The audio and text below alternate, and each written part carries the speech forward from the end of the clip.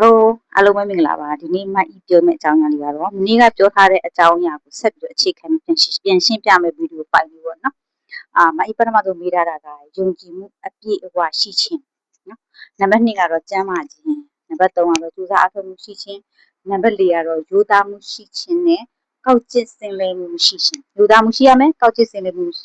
မရှိရအောင်အဲ့ဒါနံပါတ်4နံပါတ်5အသိပညာရှိခြင်းအဲ့ဒါတွေကဘာအတွက်မိထားလဲဆိုလို့ရှိရင်မအီးမေးထားတဲ့အကြောင်းအရာတွေကတော့စီးပွားရေးလုပ်မဲ့လူတွေအတွက်ပဲဖြစ်ဖြစ်ပညာကိုစူးစမ်းသိယူခြင်းတဲ့လူတွေအတွက်ပဲဖြစ်ဖြစ်အောင်မြင်ခြင်းတဲ့လူတွေအတွက်ကိုပြောထားတဲ့ topic 5ခုလေးပေါ့နော်နံပါတ်1ကိုရှင်းပြရမယ်ဆိုတော့ယုံကြည်မှုအပြည့်အဝရှိခြင်းဘယ်စီးပွားရေးပဲလုပ်ပညာတစ်ခုပဲသိယုံကြည်မှုမရှိတော့ဘူးဆိုရင်ပထမအဆင့်နဲ့တင်ဒါအဲ့မှာပဲပိုက်တင်တဲ့ဇက်သိမ်းနော်အဲ့ဒါဘယ်ဟာလာဖြစ်ကိုလုံးမရဘူးယုံကြည်မှုအပြည့်အဝရှိရမယ်ငါဒါကိုလုံးနိုင်ရမယ်ဆိုတဲ့စိတ်ပြင်းပြတဲ့ဆန္ဒရှိရ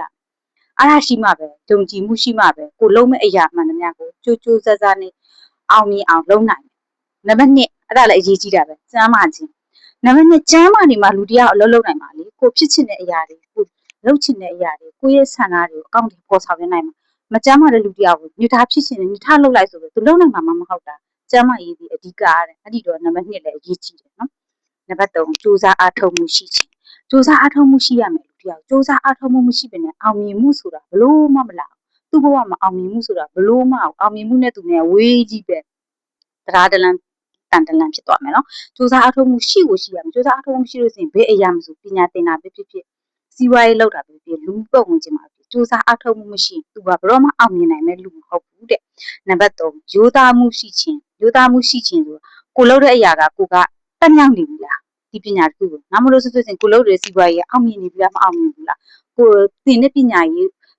ဆိုရင်လည်းကိုဒီပညာကိုတက်မြောက်နေပြီလားမတက်မြောက်နေဘူးလားဆိုတော့ကိုယ်တိုင်သိရမယ်ရိုးသားရမယ်ဆိုလို့ဆရာကသင်ပေးလိုက်တဲ့ဒီပု္ပ္ပစာပညာတစ်ခုကိုကမတက်မြောက်ပြီပဲနဲ့ဆရာကိုတက်နေပြီလို့ပြောလို့မရဘူးအဲ့ဒီခါကျတော့ဆရာကိုကလိမ့်လိုက်လို့ဆိုလို့ရှိရင်ရိုးသားမှုရှိလိုက်လို့မရှိလို့ဆိုလို့ရှိရင်ဆရာမသိပဲနဲ့ဟဲ့ငါတပည့်ကငါသင်လိုက်လို့စင်တက်သွားပြီအဲ့လိုမျိုးထင်သွားလို့ဆိုလို့ရှိရင်အဲ့ဒါရိုးသားမှုမရှိဘူးရိုးသားမှုရှိလို့ရှိရင်သူပညာတက်အောင်မတက်ဘူးကောက်ကျစ်စင်လဲမှုမရှိခြင်းဆိုတာလေအဲ့ဒါပဲကောက်ကျစ်စင်လဲမှုရှိခြင်းဆိုတာသူတစ်ပါးကိုဘယ်လိုမှမယိုးမသားဆက်ဆံတာအဲ့ဒါနဲ့တိတ်မကွာဘူးရိုးသားမှုရှိခြင်းနဲ့ကောက်ကျစ်စင်လဲမှုရှိခြင်းကဆန့်ကျင်ဘက်အဲ့ဒီနှစ်ခုအတိတ်ပဲရတော့တူလောက်ပဲကြားတယ်အဲ့ဒီတော့ကိုကရိုးသားမဖြောင်းမှန်မဒါကိုပြောတာโอเคရိုးသားဖြောင်းမှန်လို့ဆိုလို့ရှိရင်ကောက်ကျစ်စင်လဲမှုမရှိဘူးပြောတာမရိုးသားမဖြောင်းမှန်ရင်ကောက်ကျစ်စင်လဲတယ်ခေါ်တာအဲ့တော့အဲ့ဒီရဲ့နှစ်ခုရဲ့ပတန်ကလည်းတူပါပဲအသိပညာရှိခြင်းနံပါတ်5နောက်ဆုံးနံပါတ်5ဆင်ကြတော့အသိပညာရှိရမယ်လူတယောက်အသိပညာရှိမှကိုယူတဲ့ပညာအဲ့ဒါမှတက်မြောက်မယ်ကိုလှုပ်ချင်တဲ့အောင်မြင်မှုကိုလှုပ်ချင်တဲ့စီးပွားရေးအဲ့ဒီဟာတွေကိုသင်ယူနိုင်မယ်တက်မြောက်နိုင်မယ်သတ်မှတ်နိုင်မယ်အသိပညာရှိနိုင်မယ်အကလို့ဉာဏ်ရည်မမီတဲ့လူကိုသင်ပေးတဲ့ပညာတွေကိုသူလိုက်မမှတ်နိုင်ရင်လူကအောင်မြင်မှာလည်းမဟုတ်ဘူးအဲ့ဒီတော့ကအသိပညာရှိရမယ်လူသားမှုရှိရမယ်ကြိုးစားအားထုတ်မှုရှိမယ်ကျမ်းမာရမယ်ယုံကြည်မှုအပြည့်ရှိရမယ်အဲ့ဒီအချက်တွေပြည့်စုံမှာကိုလုံနိုင်တဲ့စီးပွားရေး